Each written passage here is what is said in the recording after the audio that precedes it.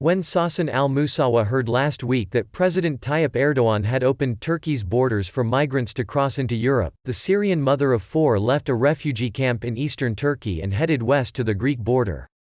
6 days later, Musawa and her children, including 2 sons with cerebral palsy, were camping at a bus station in the border city of Edirne, tired, frustrated, and angry as their dream of a new life in Europe came to an abrupt end at the EU frontier.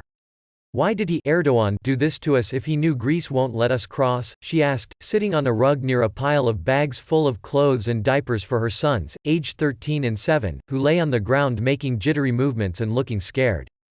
Thousands of migrants from Syria, Afghanistan, Iran, Pakistan and Africa are camped out along a stretch of the border between Turkey and Greece, 2 NATO allies whose relations, never easy, have been further strained by the migrant crisis.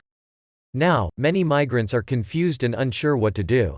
Some like Musawa said they had spent their paltry savings on the 1,300-kilometer (800-mile) journey from a refugee camp outside the southeastern Turkish city of Gaziantep to Edirne in the country's northwest, near to Greece and Bulgaria.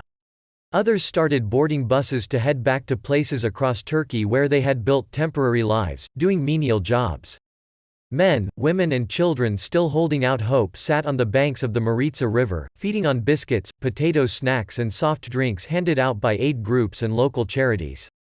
Families started bonfires as the sound of crying babies blended with the muezzin's call to prayer blasting from a towering white mosque.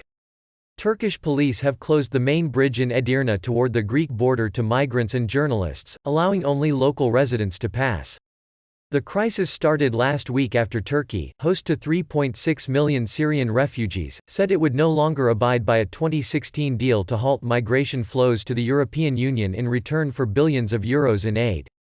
"Erdogan is using us to press the EU for money," said Tamam Sermini, a 21-year-old from the Syrian city of Aleppo. "But we have to try.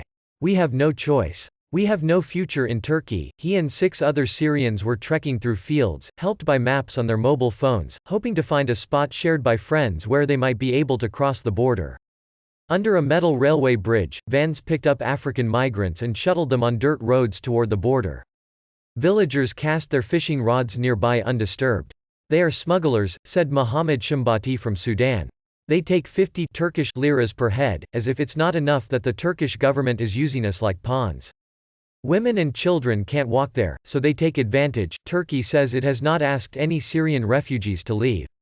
"If they choose to stay, they can. If they choose to leave, they can," the presidency's communications director Fahrettin Altan said. Back at the bus station, Musawa asks her cousin Taher, who helped her to reach the border, to chase away street dogs trying to open biscuit bags. "We are left to the dogs," she said.